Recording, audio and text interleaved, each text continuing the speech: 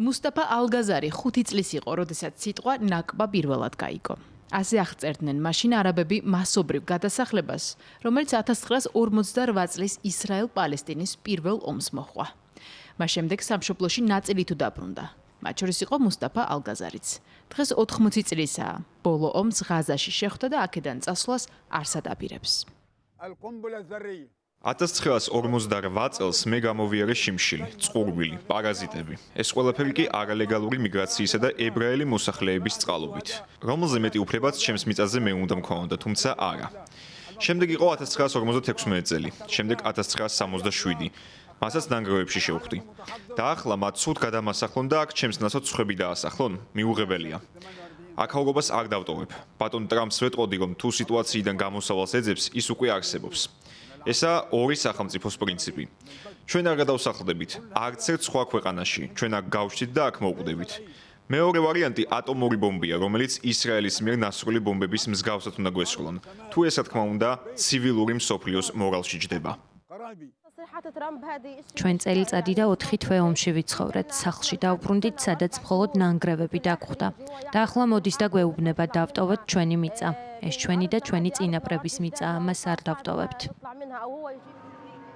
დონალდ ტრამპის მიმართ ბრაზი შემთხვევითი არაა. ამერიკის შეერთებული შტატების პრეზიდენტმა სულ ახლახან ისრაელ-პალესტინის ომის გადაწყვეტაში ორი სახელმწიფოს პრინციპი ეჭქვეშ დააყენა, როდესაც ისრაელელ სტუმართან ბენიამინ ნეთანიაჰუსთან ერთად ბრიფინგზე ღაზას დაუფლებაზე გამოთქვა პრეტენზია.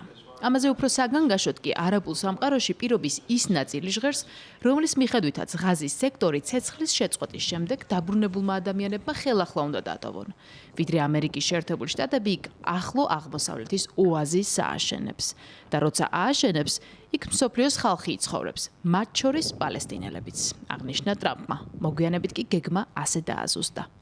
საბრძოლო მოქმედებების დასრულების შემდეგ ისრაელი ღაზის სექტორს გადასცემს ამერიკის შეერთებულ შტატებს. პალესტინელები ჩაკ შუმერის მსგავსი ხალხი რეგიონში უფრო უსაფრთხო და ლამაზ დასახლებებში, ახალი და თანამედროვე სახლებით იქნებიან გადასახლებულები.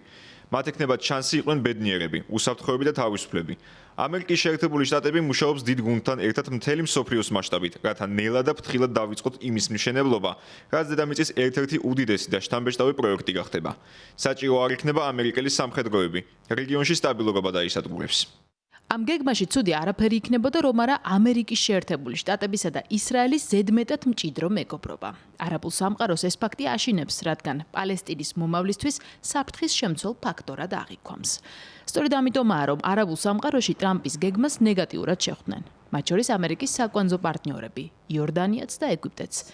ღაზელების განსახლებას დონალდ ტრამპი სწორედ აქ განიხილავს, მიუხედავად უარისა.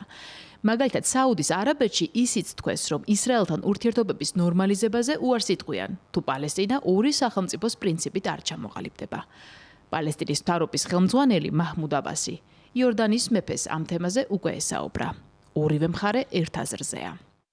ჩვენ არავის მივცემთ უფლებას დაარღვიოს ჩვენი ხალხის უფლებები, რომელმაც 10 წლეულების ტანჯვა გამოიარეს. ეს მოწოდება წარმოადგენს საერთაშორისო სამართლის სერიოზულ დარღვევას. რეგიონში მშვიდობას და სტაბილურობას ვერ მივაღწევთ პალესტინური სახელმწიფოს ჩამოყალიბების გარეშე. ღაზის სექტორი პალესტინის განუყოფელი ნაწილია. ისევე როგორც დასავლეთ სანაპირო და აღმოსავლეთ იერუსალიმი. პალესტინელი ხალხის ლეგიტიმური უფლება სავაჭრო თემა არ არის. არავის აქვს უფლება მიიღოს გადაწყვეტილებები პალესტინელი ხალხის შესახებ, მათი ლეგიტიმური წარმომადგენლების გარდა. გეგმა, რომელიც თავად დონალდ ტრამპის აზრით ყველას მოსწონს, არ მოსწონებიათ მის ევროპელ მოკავშირეებს.